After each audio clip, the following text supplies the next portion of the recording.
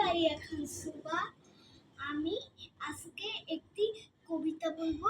কবিতার নাম পারিব না, লিখেছেন কালী প্রসন্ন ঘোষ।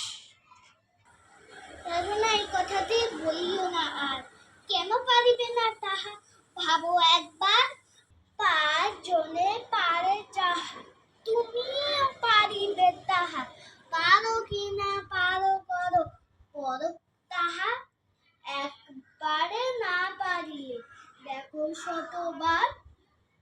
দেবো না বলে মুখ করিও না ভাত, ও কথাটি মুখে যেন শুনি না তোমার। অলস অবধ যারা, কিছুই পারে না তারা। তোমায় তো দেখি না গো তাদের আকার,